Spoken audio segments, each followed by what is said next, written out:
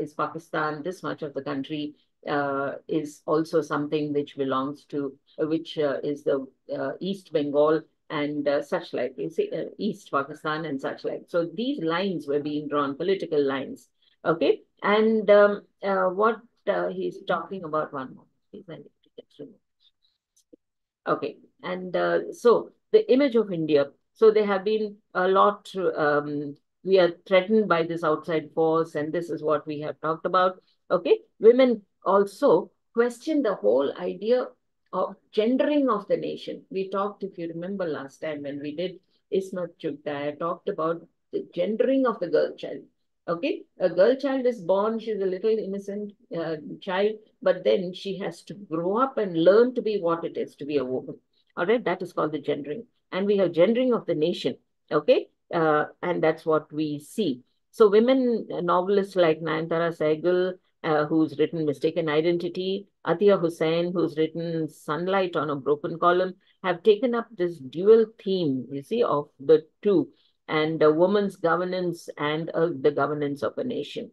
Okay, have you understood it? Governing a nation and a woman also is something which we talk about. Okay, gendering of the nation is a very, very important thing. Now, as a woman novelist, she is someone who is a very strong voice. Okay, and she was keen on making Indian English. If Raja Rao was keen on making the Indian English very, very Indian by using Indian names and Indian ideas, Indian words. Mulk Raj Anand has used Hindi terms. If you remember, we discussed it when we did the Coolie. Okay. And both of them, have brought in this whole perspective. Okay. And several writers also have done the same thing, because you can use language only as a vehicle to convey your thoughts. The thoughts are Indian. The images are Indian. The ideas are Indian. And this is what even she has done. You see, they wrote from, but whatever it is, they wrote from the perspective of the male perspective of the whole idea. And whereas she writes from the perspective of a woman. Now, you may wonder and say, how is it different? You may wonder and say, how is it different? But it is different. It is different. Just like we say, no two people can think alike. Like that, there is a difference between the male perspective and the female perspective, and it is the woman who actually has to speak about her own perspective and her own idea. Okay, now this is what women writers have done, and they are the ones, they are bothered about this unquestioned accept of women who have to resign into the background and accept whatever, when she's young, it is the father who looks after her, thinks he is the protector, and then after that, when she's married off and sent off to another home, another house, that is, and another man, he becomes the person who decides everything for her and makes every decision for her. So she recedes into the background. Okay, so that is what we talk about, and they are bothered about this unquestioned acceptance. Women accept it without questioning. Okay, and the whole story deals with this woman who actually wants to make a decision for herself. Now, her decision, interestingly, is about one thing: should she have this child or not? Okay, the story itself deals with this very, very important question. Okay. And she's a woman, the central character is a woman, and she's called Sita. Okay. And what happens is that she's a mother of 3 children. The fourth child that she is now carrying in her womb, she asks herself, should I have this child or not? Okay. Husband is naturally shocked. He's angry. Okay. And so she decides to go away, and she says, I have to go away. I have to go and work this out in my mind myself. At the end of the story, she comes back. There is nothing unusual about that decision. She says, I will have this child, but I will have this child with a difference. Now I'm ready and I'm accepting this whole idea. It's a very beautiful growth in the mind of the character, and it's very, very interesting. Okay. And we look at this story, Where Shall We Go This Summer? It reiterates this theme. Okay. She is not satisfied with her married life. Okay. And Sita she doesn't want to abort the child nor to have it. And it's a ridiculous thing. Okay, when we look at it, when the beginning of the novel, when you read it, then you say, what a ridiculous idea. Life is something not to be destroyed, isn't it? But we observe it very closely and we understand why is it that Sita is coming to this decision. And that is because she's stifled. She doesn't have the freedom to make a decision for herself, any decision. There are times when a woman is not free enough to even to wear the sari of her choice. And then the husband tells her, no, this isn't looking very nice. You're going with me. You had better wear this. Okay, not wear this and wear this. All right, she's standing in the balcony looking out at the sea. Can you imagine the situation? Now, this is a juxtaposition. All right. The sea is something which is universal, huge, mass, absolutely massive, and which is free. And she's standing there constricted and asks herself, should I do this? Okay. And she is something which is a very interesting thing. And from there, she sees the eagle, which is attacked by crows. And that is again a moment when it is done to death, and she is talking. Actually, her mind is going through various voices which are there, and she is telling herself that life is being stifled out of me. All right, she thinks that she is like a jellyfish. Okay, now here we have this mind of hers, which is to be in a kind of an opaque situation. All right. And it goes down into, she is now actually not soaring like a bird, but she's down in the depths of the sea like a jellyfish. Now it's very, very interesting. And she, and the creatures itself who are tormented and go through death pangs. She talks about all these things, which is the kind of tormented mind and the tormented thoughts in her mind and heart. Okay. Now, finally, that resistance ends, and though she goes through a struggle, in the end, it is not something which is a negative decision that she makes. Okay. Now, we understand this is a predicament that many women go through, not in terms of having a baby, not having the baby, but in so many other situations. So many women go through this kind of a thing. And more so with women who have seen the initial part of the life totally being subject to the husband and to the family. And now what happens is there is that midlife crisis that we talk about. Sita is going through that kind of a thing where she's had 4 children and she wonders about this fifth pregnancy. Okay, should I have it? Something very particular to married women who are at that age. Okay, and her maternal beliefs are all intact. She's gone through childbirth. It's not like a young girl wanting to make up her mind about having the child or not having the child because there are problems, economic, social, financial and societal and such like. But that is not what she's talking about. The act of mothering, okay, which has been eulogized for centuries, okay, is something that she wonders about it, okay, and uh, she uh, she is something, that she also talks about something. I hesitate a moment here. The right of the woman over her body. What happens is that to decide whether to have the child or not, the decision was not hers to have the child. It is the result of a union between husband and herself. And now she has not had the right over the body. And so she asks herself, whose body is it?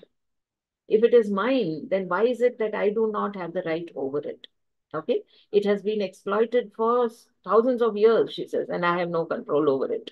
Okay. Erotic verses have been written.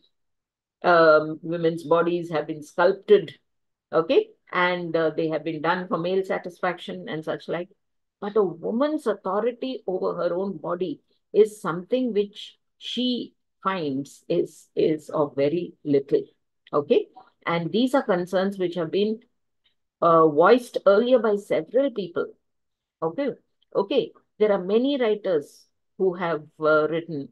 Mudupalam has voiced this in the 18th century itself in Radhika Santvaranam, okay, where the woman's situation in lovemaking is also emphasized and talked about, okay. Now, Anita herself is not so free to talk, like, for example, she's not talking like Shobha De, and she who has written about women's sexuality and such like. But here it is this simple middle class woman in her own way. She talks about the control of every woman over her own body. Okay. Now, that is something that we talk about. In the end, of course, her husband, of course, accuses her of desertion, and he says that that is cowardly and such like. Positively, in the end, she comes to the conclusion to have the child. Okay. Now, so that as far as what the story is about. All right. It is also something where we talk about the whole idea being a journey, a physical journey where she's going to an island to talk about. Now, the journey is of two levels. The journey is also a journey into herself. Every writer, whether it is a Hermann Hesse who writes about Buddha's journey into himself in order to find that moment of enlightenment, so also Anita Desai talks about her physical journey and her inner journey into herself to come to terms and make her peace with this whole idea of the woman's body. Okay, it's very interesting, very powerful statement that she makes. And we are talking about things running parallelly. 1947, the whole idea of Indian independence. 1967, when this woman is making the journey also in order to make that situation. Okay, there is interplay of history and also the personal history of the person. Okay, this is something which we talk about, and this is something which is a really beautiful and lovely story that we have. Myths have always been part of a writer's psyche. You know, when a writer writes, now what happens is that we it becomes a part of the thinking, a very integral part of every Indian writer. You understand? Myths are there, are references, are similes, are comparisons, literary devices that we use when we write. All these things are part, of the myth that we come from in our country. Toru, that you would have seen in your very first set of classes, has also talked about it. Okay, and names like Sita, Savitri, and all these things. Uh, we think very little when we name a child, right? And but yet, what happens is these have become part of our own thinking and our psyche. Writers today, especially women and also Dalit writers, they use myths in a very different way. Okay, they question them. Sometimes they oppose them. Okay, that is also done because we need to think in our minds and we need to apply it to the modern day. And when we do that, that is what happens. We subvert them, as it is said. Women become conscious of their subjugation. They write about that which is available. If a Mahashweta Devi uses the name Draupadi, okay, Draupadi, she says, for her tribal protagonist, and now she is dishonored by the police and she stands yet very unashamed. She doesn't feel, and she's talking of the pride and self-assurance of the tribal woman. Okay, that is something that we have as a parallel. Now, in the same way, the Sita is an idea which has amazed many people, startled many people, surprised many people. Some wonder why is she such a ready to be subjugated, ready to be, accept everything which is said to her. Greater philosophers will give you philosophical explanations as to the whole idea of why she did that, right? And uh, this is a name which is introduced, and in this, it is like a rewriting of Sita. She's a contemporary woman traveling in a boat along with the children to the island, as I told you. Okay, we come to know that she's made her own decision to go to the island. You see, she's not forced to do it. And so the journey towards independent thinking starts there. She's not going there because someone said, go, right? I booked your ticket. Here is your luggage. Now I'm coming, dropping you till the gate, and then you will go make the journey, or I'll come with you. Nothing like that. Here she's made the journey herself, and she's pregnant and such like. Now, uh, these myths of Sita and the characters of Sita, Rama himself, and Hanuman, all these are the characters who reappear many times in all the modern day stories. Okay. The only thing is she is no longer like the Sita in the myth. Okay. When we rework something, you give it shades of the modern day in which you live. Okay. She questions the very basis of marriage and motherhood, and she's obviously conscious of her choice of her name, Sanita Desai, and she uses them deliberately, which is fine because many times we are named by our parents with names of from the myths. Okay. And uh, this is something when finally Raman comes to take her back, and her husband's name is interestingly Raman. Okay. And then when he comes to take her back, she goes with him. Okay. But it is not out of sheer helplessness, right? But deliberation and thought. So that is a change which has come. And the whole idea you find is very interesting. Sita of Anita Desai creates a radical kind of an idea in the mind, and Volga uses it in a short story uh, we talked about, Ione.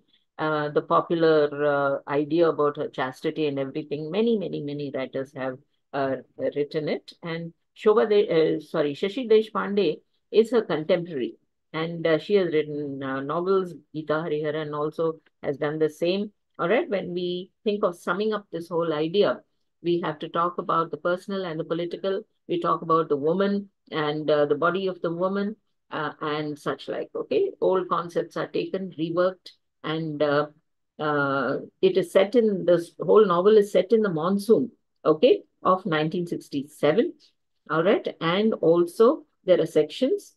The first and the last are set in the monsoons, and the middle and one is in the winter of 1967. Winter is also a very representative, symbolic kind of a season. All right. And that is what she uses. She uses nature as a backdrop to her, being part of the character and part of the ethos and thinking of the character also.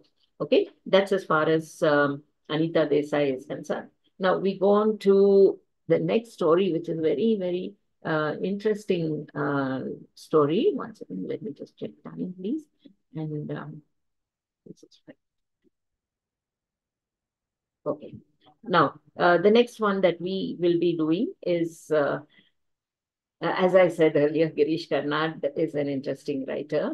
I've read so much of him, and been very, I love his writings and his films and everything. This is called Naga Mandala. Okay, Naga Mandala. Naga, as you know, is the snake, and mandala is the geometric spiritual design that you have. There is a whole school of art which has started now after the pandemic when people were just stranded at home, unable to go anywhere, do anything, move out, of great fear towards their lives. The mandala art started, especially giving children, and they teach them to color everything in a very systematic geometric designs, which are beautiful because of the repetitive way in which they go, and a child is taught to color it systematically. Okay, and they to make a beautiful design. Okay, that is the mandala that we're talking about. But what the little children who draw and paint mandala designs don't know is that each of these mandala designs has a spiritual significance to it. Okay, so Naga Mandala is the name of the story we're going to read. Right, it's a timeless masterpiece. It's definitely a masterpiece, and it's got an the fabric of the story has got an intricate weave to it. The narrative style in which it goes. Okay, it's got two parallel themes running through. One is the mystical, and the other is the mundane, ordinary. The mystical and the mundane are woven together inextricably. You can't separate them in this beautiful design. He uses extensively folklore. Now, what is folklore? Folklore are the stories, just like earlier we talked about mythology. India has a rich folk uh, history to it, which is part of Indian culture. All right. Now, folklore is all the stories which are there uh, as part of the Indian rural life. You understand? Indian rural life. All right. And here he's taking folklore and blending it with the contemporary. Contemporary is the present. Okay. Now this was written. Now he was born in 1938 and he passed away in 2019.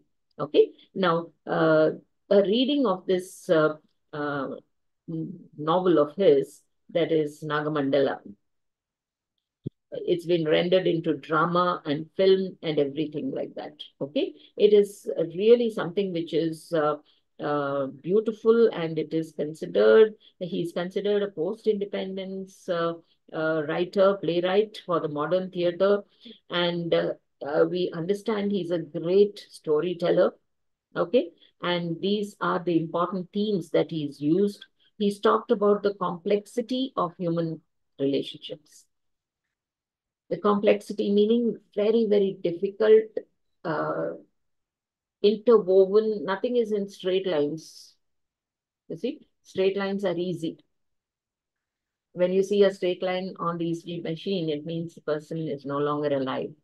But the story doesn't run with those straight lines, nor does it run in parallel different lines. They are interwoven together. Okay, because human relationships are complex. You understand the meaning of the word complex. Very difficult. We think, okay, mother, son, uh, father, daughter, mother and daughter. Simple, straightforward. They are father and son, they grow together. It's not so simple. Human relationships are very complex. That's why they're very beautiful. That's why they're great. That's why they're wonderful. They become themes for our stories. Okay? Every single human relationship has a story. As a storyteller, who I am as a storyteller, there are as many stories as there are people, and there are as many stories as there are relationships between people. Okay, that is the beauty of what of life that we are living in, and uh, that is why it is so interesting and so beautiful. Okay, now Girish Karnad, as is let me introduce the playwright to you. One of India's best known playwright. He writes play. He wrote plays. He's also a poet. He was an orator. He was a director of films. He was a critic of films. He was a translator, and he has translated. I told you about Rabindranath Tagore when I did the first session. He was unusual because he could write in two languages. He could write in Bengali, his mother tongue, and he could write in English. And he could translate what he has written in Bengali into English. Okay. Sometimes you have that impelling urge to write in your mother tongue, and you write. And then you wonder, someone else must translate this into English. No, he translated his own works. Like that, Girish Karnad wrote in Kannada, and he translated his own works. Okay. Now, he was also, his subjects which he studied were mathematics and statistics from Karnataka University, Dharwad, which was where he lived, and then he went to England. He studied in Oxford. He got the Rhodes Scholarship. Okay. And he did his Masters of Arts degree in philosophy and politics and economics. Okay. So he was also a writer of political themes and political ideas. Okay. Now, his first play was called Yayati okay, again, a mythical character from the myths. All right, 1961, and he adapted it to the modern day. All right. And he actually, his language was Konkani, but he wrote in Kannada. It's something which is very close to each other, and he could write. All right. Now, the dramatic incidents from the Mahabharata. Then much later, he wrote Tughlaq. Okay, and it's an allegory of a political phase in India of Pandit Jawaharlal Nehru's era. Okay, and that is what he commented upon. Then he gave up his post in Oxford University Press where he wrote, and he dedicated himself completely to writing. And he wrote many works, which is Anjumalige, then Hittina. Hunja, all these are Kannada, okay? And many, many works which he has written. And he wrote about how history, mythology, and contemporary themes. It's a beautiful blend of these three concepts. There is history and mythology, all right? And uh, he used these themes in order to, deal with contemporary themes, whether they were political or human. Okay, he was given Jnanpith Award, and he also got several other awards, and Sangeet Natak Academy, he was the head of it and such like. Okay, now he also talks about the need, the search for Indianness. Now, if you remember, we did this when we studied Nissim Ezekiel's poetry. Okay. And I told you about the Indianness and how he forged that whole thing. Now, every other writer we've done, Malkarajanand and also Raja Rao, whether he wrote side house, Akama, front house, so and so, and he used Hindi words, Malkarajanand, like that. There is that Indian flavor which you find in writers. Okay, writers understand that you may write in English, but you are not writing about British concepts, nor are you writing about American concepts. There are enough people to do that. That's what I always say in my own classes. There are enough people, enough writers. So let's write about our country, which is so beautiful, so rich, so varied, and so rich in culture also. Okay. And so here you find that kind of thing. And he's not speaking for himself, but he's speaking for the entire uh, generation of playwrights, as it is said. Okay. Now, uh, theatric performances have been done of his plays, and he has staged them. He loved the theater a great deal, and he could not move to the city because he was introduced into the modern theater thing.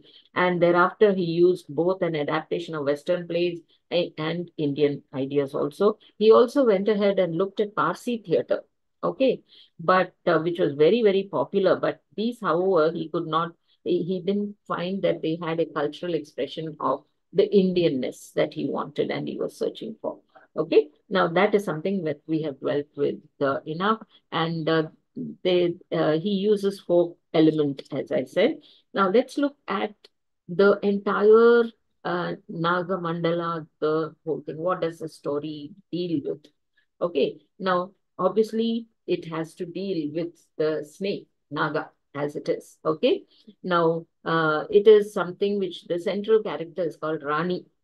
Okay, and she is the center of it all. But before we reach that, he talks about the whole abstract idea of a story and the story of the story.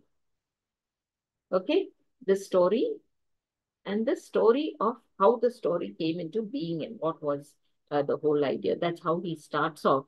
All right. He's taking two uh, oral folk traditions from Karnataka.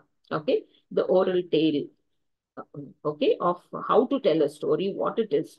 And it says that there was a man who actually, he was the old man, okay, who suppressed the story and controlled it, and how it ran away. The story ran away, and it took on the form of a young woman and created a feud between the old man and his wife, and that is how the story is born. Okay, the second story is, of course, this is a small little idea and concept. It's an abstraction.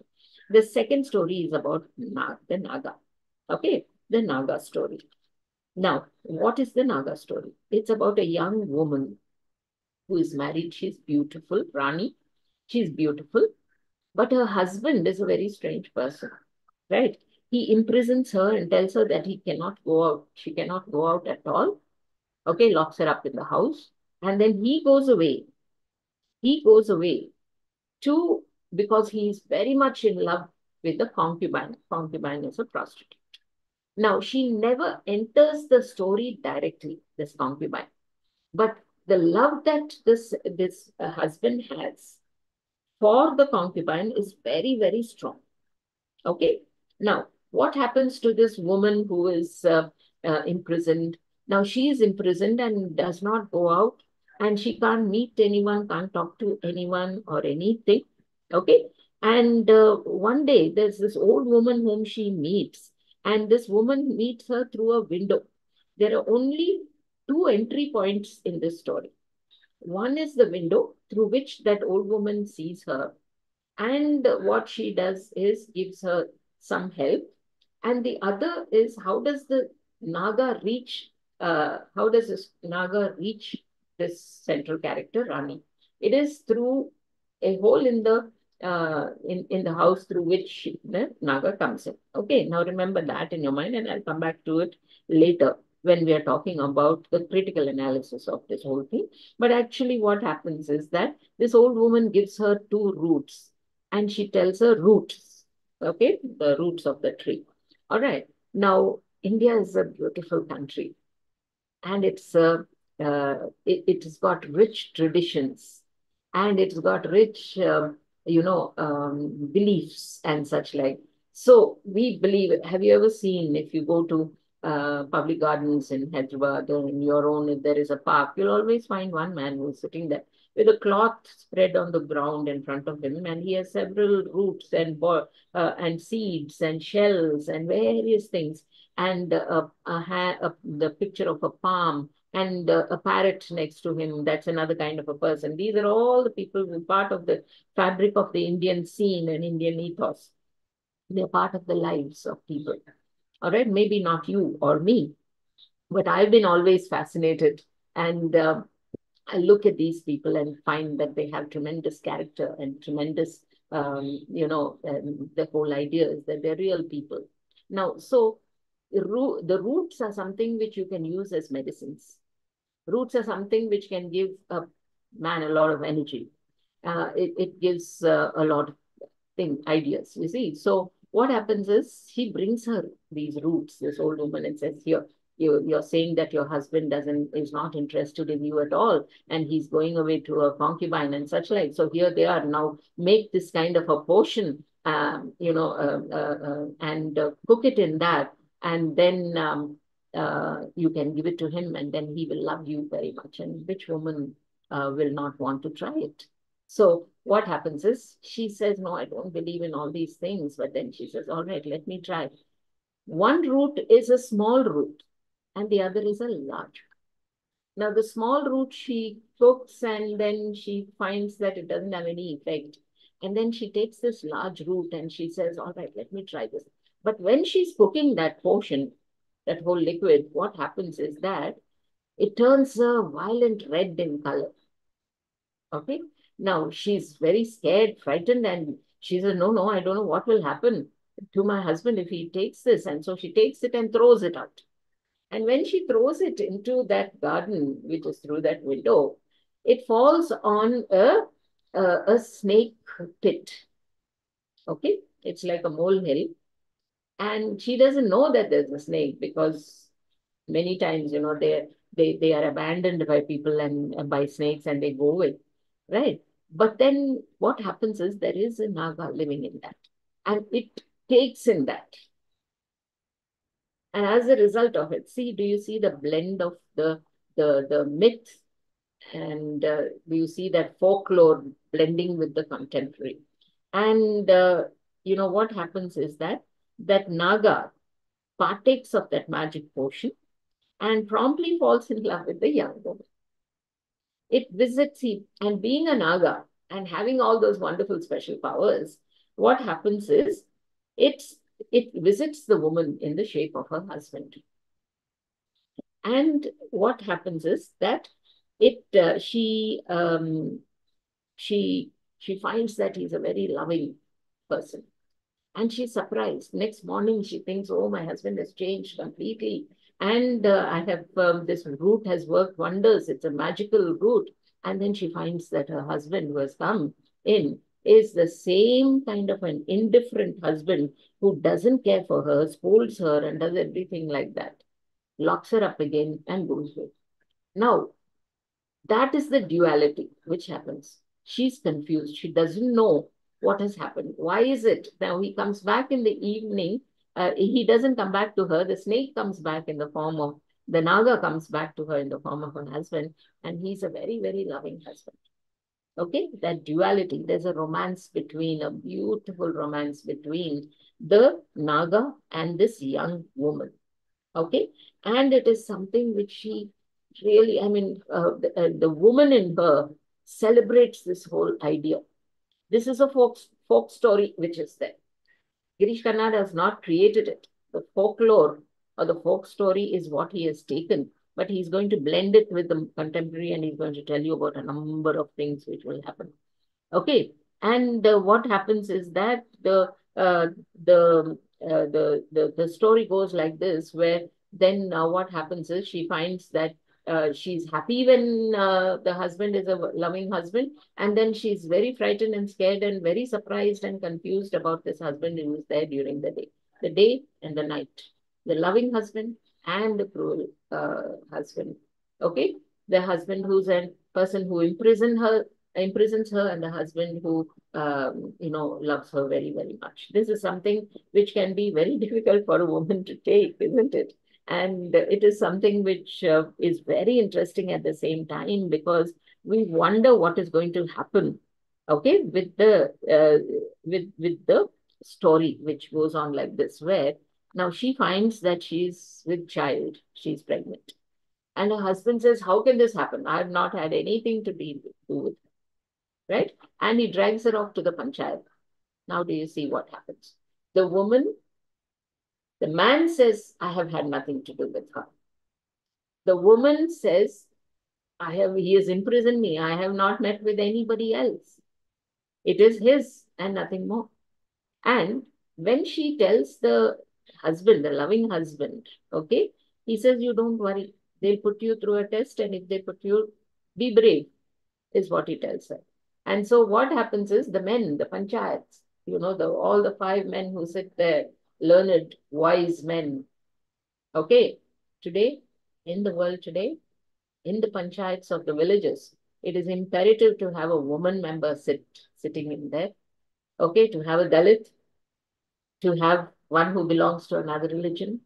All these pre-requirements are there in the modern day panchayat. But then at that time, in the story, these men sit and they say, all right, put her through this test. And the snake, Naga, is brought and put around her neck.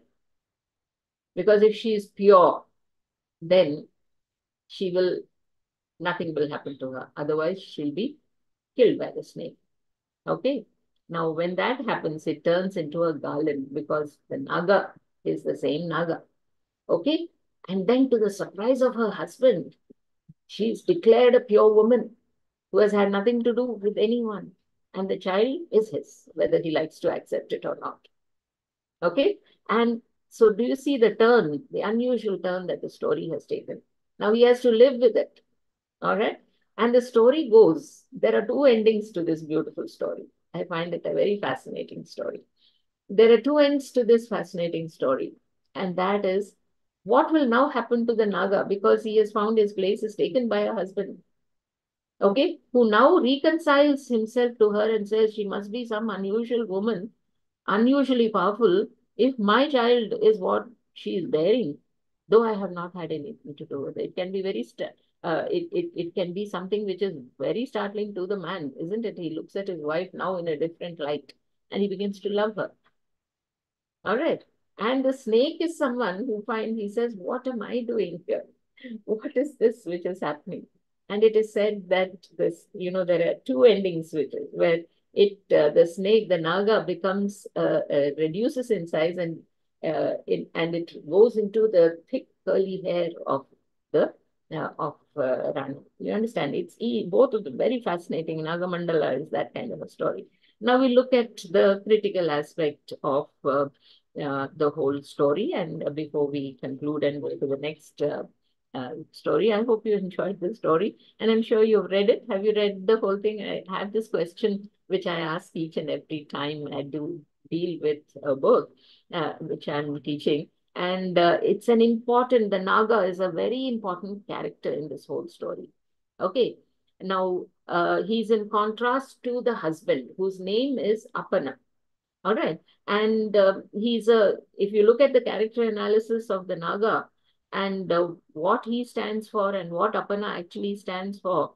He's the physical form of this man, but yet his thinking and his psychology is very, very different from the actual man whom he is impersonating. Okay.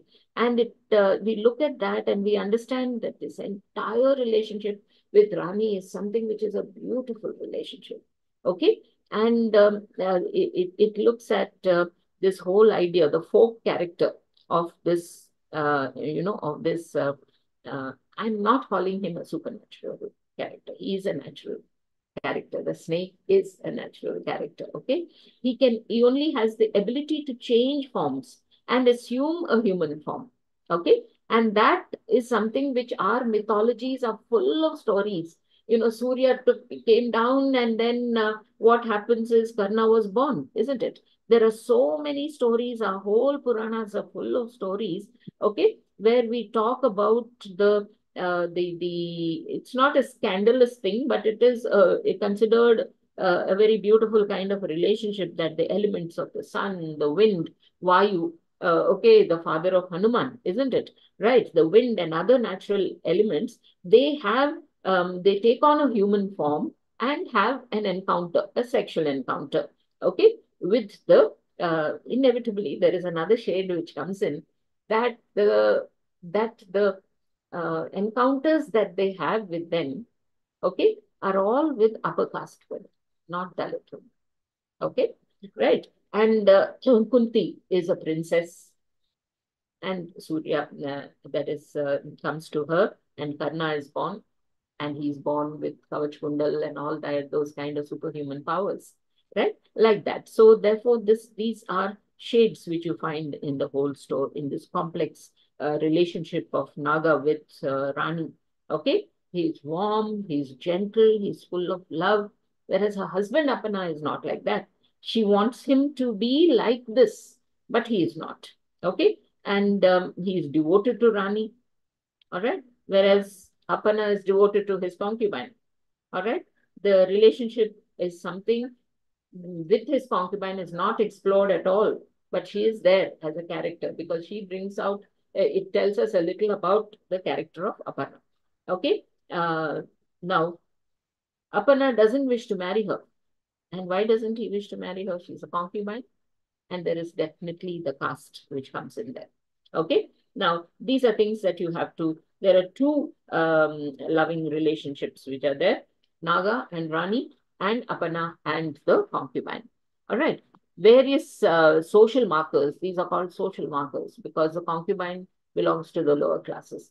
And interestingly, the Naga comes from the snake pit, the nether regions.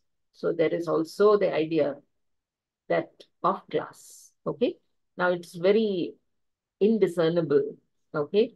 And that is there. In the story itself, there's another shade where Apana, he calls an untouchable because there's a dog which dies.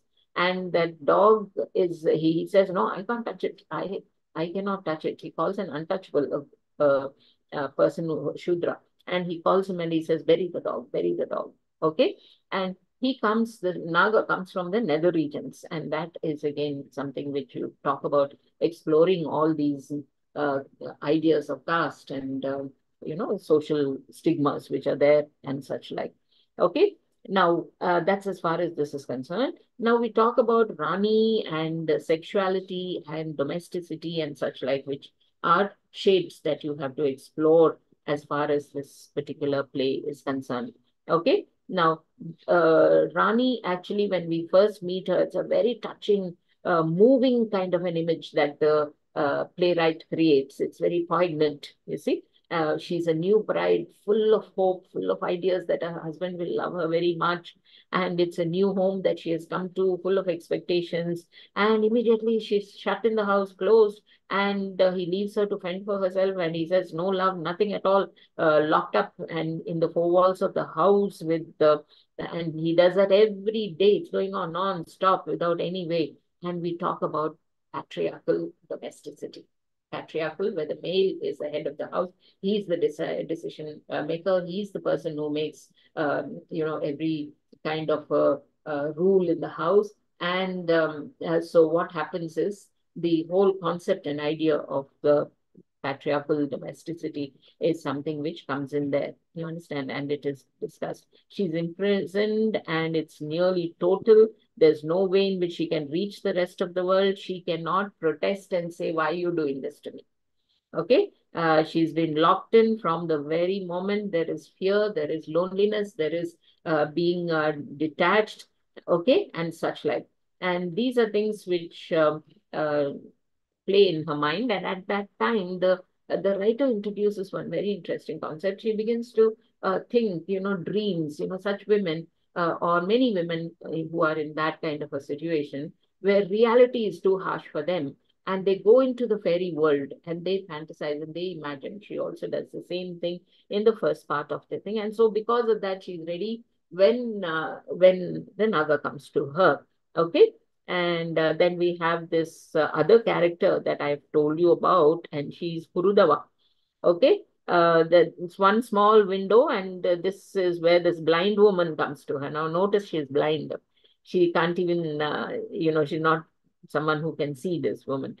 Okay. And then we have also the Naga makes his nightly entries, it says, through a drain in the bathroom. All right. It's the entry point for all pleasure and fulfillment which is there in Rani's life.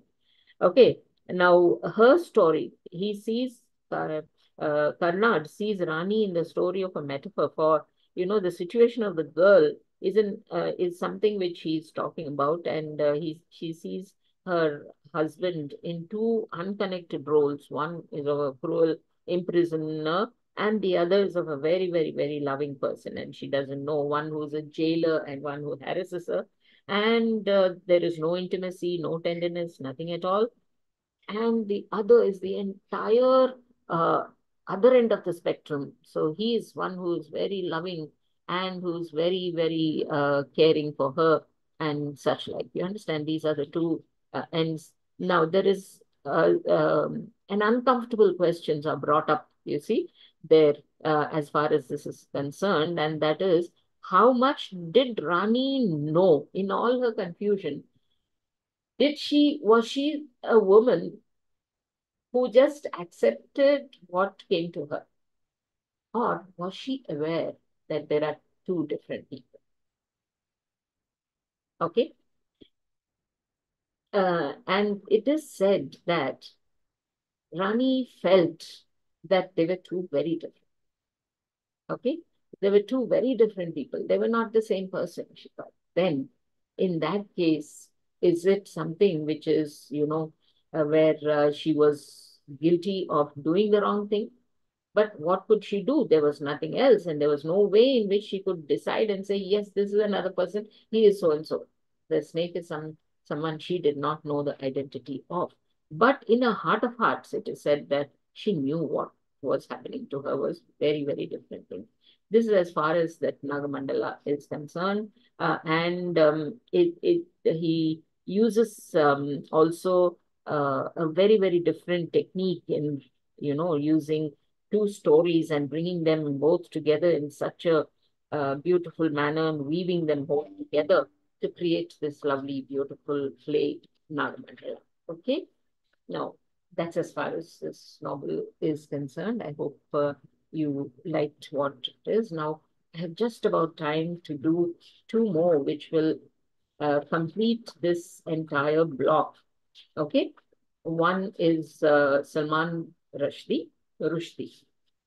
Sorry, I beg your pardon. And the other is a very interesting female writer called Olga. I have referred to her time and again, and she's very challenging to read and to understand. And it's really something very nice. I really think you will enjoy um, Olga as a writer also. Okay, now, Shame is written by this writer called Salman Rushdie. Now, he's a writer who's very much alive. Okay. It is he has written many novels, okay? Midnight Children, Satanic Verses, and what you will be reading. Any one of you have read this novel called Shame? Anyone? If not, I would suggest you should read it. Okay. Now, it's a dazzling tale, that much I can tell you. Okay. It's a tale about a feud. Now, Feud, feud means a fight, a serious quarrel going on between two families, two men. Okay. And two huge families, lots of people in each family. And the characters are a little surreal, meaning they're not normal, ordinary kind of characters. Okay. And it is set in an imaginary kind of an Islamic society. Okay. And it explores the idea of shame in all its variations. Okay. Now, this particular style of writing, please make a note somewhere. It's called magic realism. Okay. Magic realism. Okay. Now, magic realism is a new age theory and a new age literary kind of ism which has started.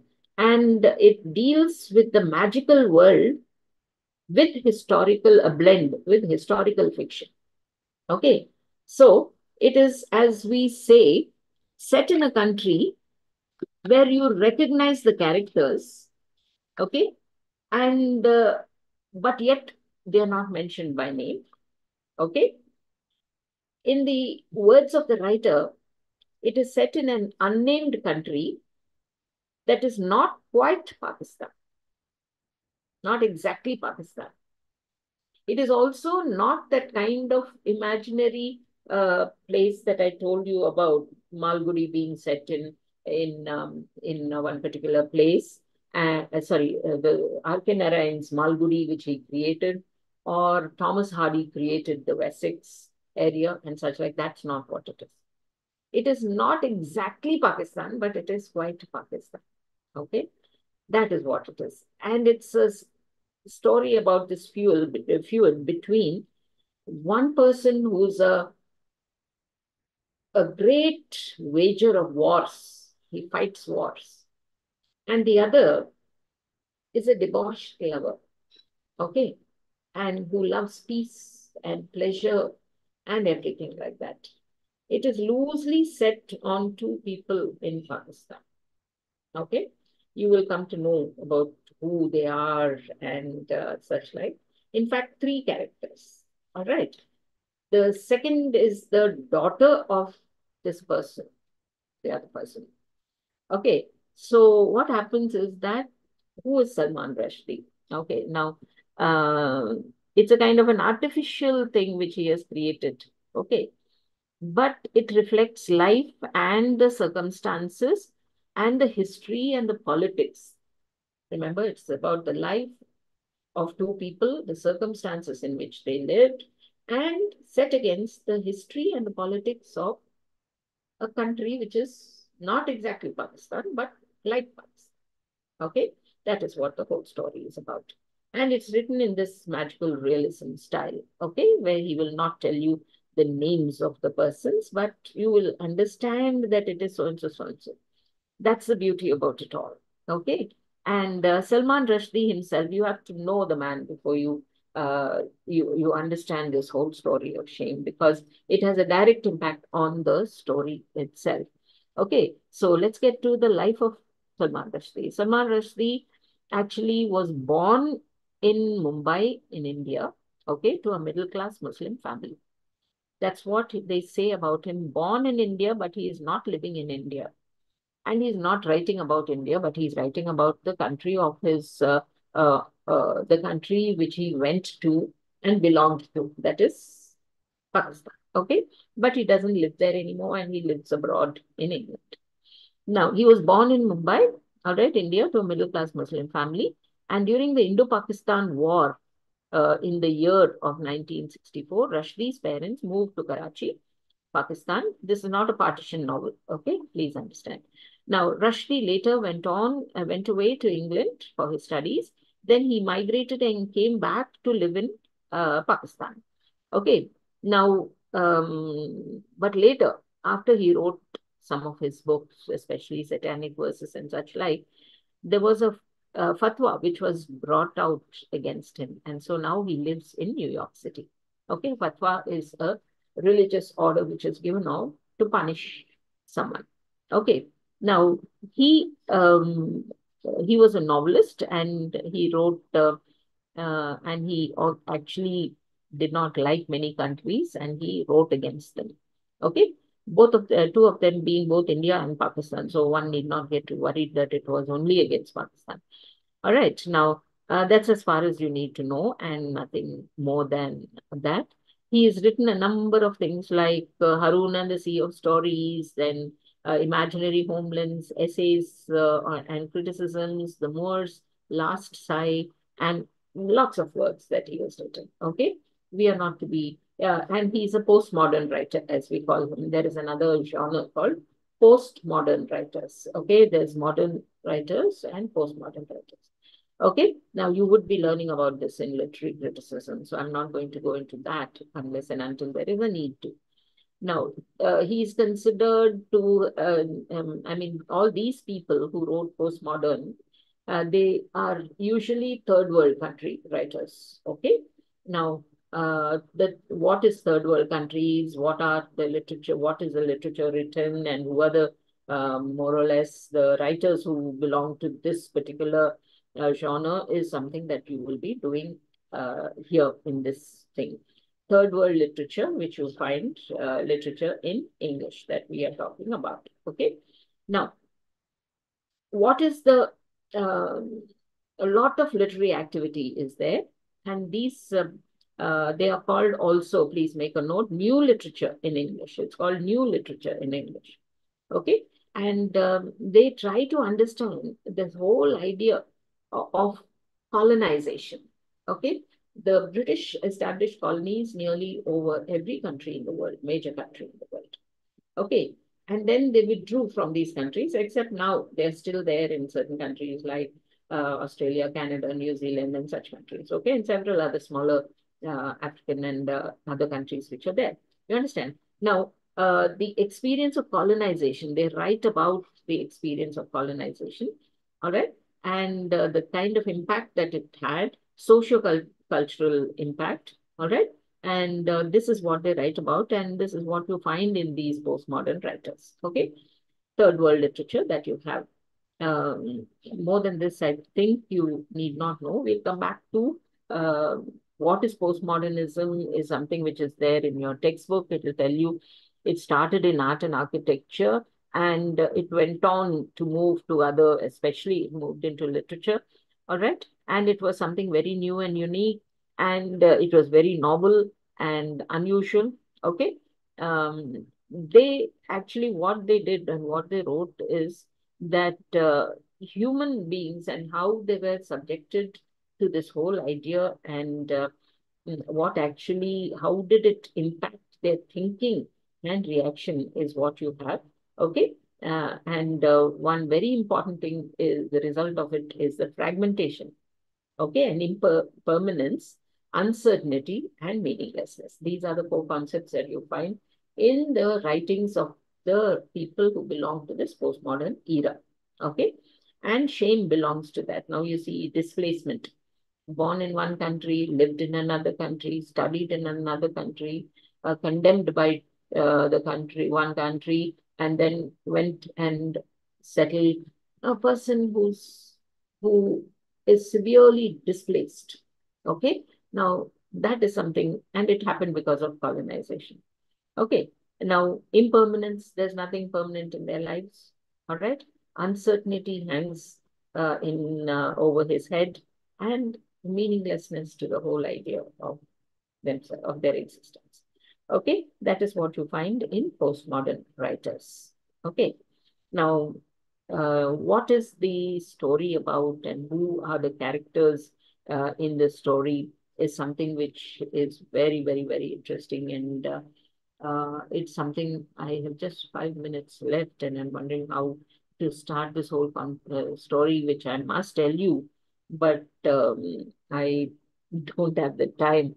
So very quickly now, Rushdie is someone who experiments with language, and you find he uses Urdu words. They are part of his writing, and the word shame is sharam. All right, he makes a reference to Urdu words like sharam and takalluf and such words, and the characters also use them.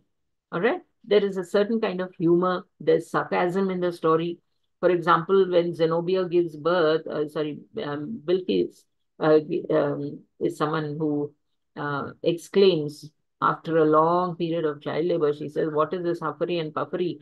And all this just for this child who is born and he's nothing great. That's what she means. Okay, those kind of things are there, what you find. Okay, it is this novel, Shame, is widely read all over the world, and it is about contemporary Pakistan. You understand what is happening in the present day, not today, but when it was written. Okay, that is something which you have to understand. Sometimes there are obvious, very, very obvious references. Okay, now let me tell you that the two people whom I talked about, one who is a warmonger and the other who is a person who loves peace and such like. The first one is based on the General Muhammad Ziaul Haq, and the other one, okay, is based on Zulfikar Ali Bhutto. Okay, two leaders, great leaders. So the character's name who is based on Bhutto is Sikandar. Okay. And the one who is based on Ziaul Haq is Raza Haider. Okay. There is also the daughter, Benazir Bhutto, who is now the word, I struggled over the word because it's spelled with Iskandar. It's not just Sikandar. Okay. There's an I there. And so, should I pronounce the I or not is what I was struggling with. Okay, so Sikandar is the best way. Now, Benazir Bhutto is the character Arjuman Harappa. Okay, so Sikandar Harappa is the Zulfikar Ali Bhutto, and Raza Haider is General Ziaul Haq. Okay, he was a military general. All right. And she is a person. Now, this is what they're obvious and direct references. The names have no, they don't reflect these two. They're not the exact names he has used. But this is an indirect reference, but there are many direct references to them in the whole text. Okay. Though it is reality, he's made it into like a modern fairy tale. And that's where I say magic realism comes in. Realism is there, and there's a magical quality to the whole uh, thing. Imagined people and the politics of Pakistan. In one single angle, it is what brought together. Okay. Now, uh, the exact story I will continue in the next class of mine because it is 6:29 in my clock, which means at 6:30 the whole thing will shut down and I will have to. There is the whole idea of the grotesque in shame and what exactly the whole story is and how it proceeds. It's something, the whole idea of Sharam, etc. I will deal with in tomorrow's class. Okay, not because of the fact that I'm not ready, I'm ready with the whole thing, but I do not have the time because I actually, my entire scheme of things, I wanted to finish it here today and take in, and finish also Volga's Ioni also and finish this and do the next segment and the next block tomorrow, which deals with very equally interesting writers and very much modern day. And there's the idea of essays, which are the beautiful poetry of Imtiaz Dharkar, a lady, okay, her selected poems. And then there's Manjula Padmanabhan, who has written an essay, and that we have to deal with. Hoshang Merchant, who's a professor in a university.